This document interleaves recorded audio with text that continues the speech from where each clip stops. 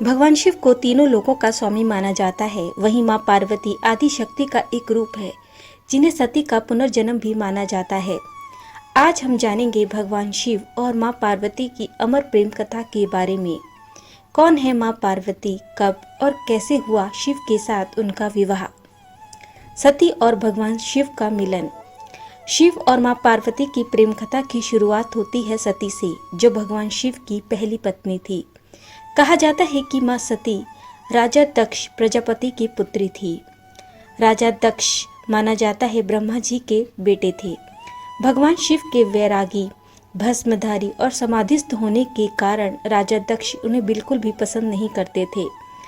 राजा दक्ष की पुत्री सती भगवान शिव की परम भक्त थी। उन्होंने कठोर तपस्या कर भगवान शिव को पति के रूप में प्राप्त किया, लेकिन विवाह के बाद भी दक्ष का भगवान शिव के प्रति द्वेष बना रहा। सती का आत्मदाह।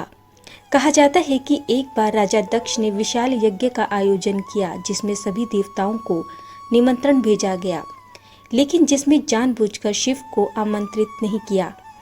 सती अपने पिता के यज्ञ में लेकर जाने को उत्सुक थी। शिव ने उन्हें समझाया कि बिना बुलावे के जाना उचित नहीं, लेकिन सती अपने पिता के सम्मान में चली गई। वहां जाकर उन्होंने देखा शिव के प्रति अनादर और उपेक्षा का वातावरण है। दक्ष ने शिव का सभी के सामने अपमान करना शुरू कर दिया।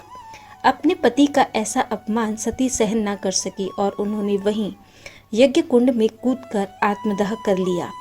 जब यह समाचार भगवान शिव को मिला तो वे अत्यंत क्रोधित हो गए और उन्होंने वीरभद्र और भद्रकाली को उत्पन्न किया और राजा दक्ष का यज्ञ विध्वंस कर दिया। अंततः भगवान शिव शोकमग्न होकर हिमालय की ओर चले गए और गहन तपस्या में लीन हो गए। पार्वती का जन्म। सती का जन्म आगे चलकर पार्वती के रूप में हुआ। पार्वती हिमवान अर्थात हिमालय की पुत्री थी। उनकी माता मेनका थी। पार्वती जन्म से ही शिव के प्रति समर्पित थी। उनका पार्वती का यह रूप और जन्म भगवान शिव से पुनर्जन्म में लेकर पुनर्मिलन के लिए ही हुआ था। पार्वती की कठोर तपस्या। पार्वती बचपन से ही भगवान शिव की पूजा और आराधना किया करती थी। उनके हृदय में ये एक दृढ़ संकल्प था कि वे भगवान शिव को ही अपना पति बनाएंगी। लेकिन भगवान शिव, जो सती के वियोग के बाद समाधि में लीन थे, किसी भी प्रकार के सांसारिक संबंधों से दूर हो गए थे। पार्वती को यह ज्ञात हुआ कि भगवान शिव को प्रसन्न करने के लिए उन्हें कठोर तपस्या करनी होगी। तब उन्होंने अपने महल को त्याग दिया और वन में जाकर वे तप करने लगी। धीरे धीरे अपनी तपस्या में वे इतनी लीन हो गई कि उन्होंने सब कुछ खाना पीना छोड़ दिया। निर्जल और निराहार रहकर वे कठोर तप करने लगी। इस घोर तपस्या से पृथ्वी और स्वर्ग तक हिल उठे। देवताओं को यह ज्ञात हुआ कि पार्वती शिव को पति रूप में पाना चाहती है, तो उन्होंने इसे ब्रह्मांड के संतुलन के लिए जरूरी समझा, क्योंकि केवल शिव और पार्वती के विवाह से ही शक्ति और शिव का मिलन होगा और सृष्टि का संचालन संतुलित रहेगा। कामदेव का प्रयास और विनाश। देवताओं ने भगवान शिव को समाधि से उठाने के लिए और उनकी समाधि भंग करने के लिए कामदेव को भेजा। कामदेव ने अपने पुष्पवाण से शिव को जगाने का प्रयास किया।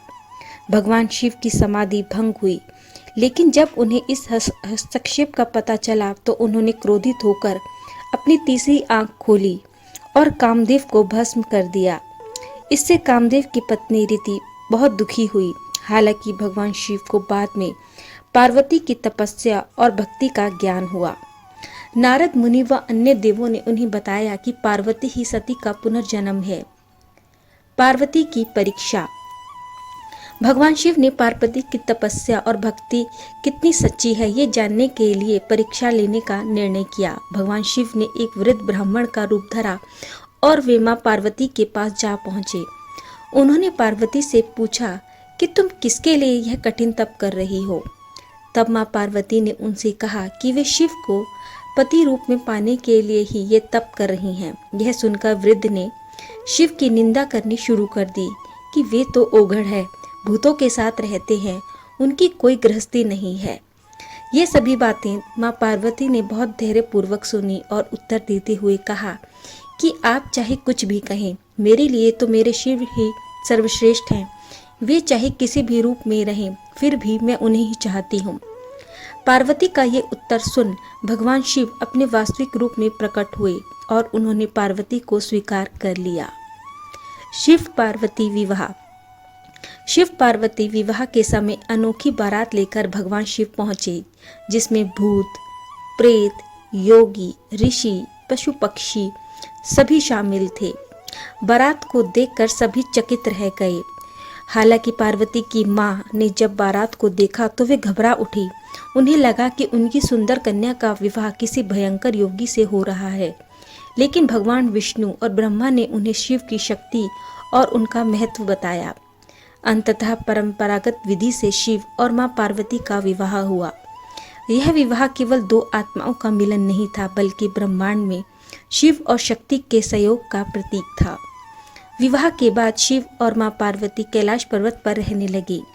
वे एक आदर्श युगल बने, जहां शिव ज्ञान, वैराग्य और शांति के प्रतीक थे, वहीं मां पार्वती प्रेम, करुणा और शक्ति का प्रतीक बनी।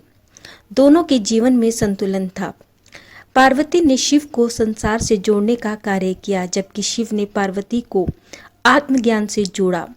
माँ पार्वती ने समय समय पर अनेक रूपों में अवतार लिया, जैसे माँ दुर्गा महिषासुरमर्दिनी के रूप में, माँ काली रौद्र रूप में, माँ अन्नपूर्णा अन्न की देवी के रूप में, ललिता त्रिपुर सुंदरी अर्थात सौंदर्य और शक्ति के अद्वितीय रूप में। शिव और पार्वती की कथा एक ऐसी प्रेरणा है जो भक्ति, प्रेम, धैर्य और आत्मबल को महत्व को समझाती है। पार्वती ने अपने प्रेम के लिए कठोर तपस्या की और भगवान शिव ने उस प्रेम को स्वीकार भी किया। उनकी यह प्रेम की भक्ति शक्ति सच्चे संबंधों को दर्शाती है। शिव पार्वती का मिलन आत्मा से परमात्मा के मिलन का प्रतीक है। पार्वती ने शिव को कई बार प्रोत्साहित किया कि वे सृष्टि के हित के लिए सृजन और पालन में भी भाग लें। शिव ने उन्हें अर्धनारीश्वर रूप में स्वीकार किया, जिसमें आधा शरीर शिव का और आधा शरीर पार्वती का था, जो यह दर्शाता है कि सृष्टि स्त्री और पुरुष के बीच संतुलन से ही चलती है। धन्यवाद।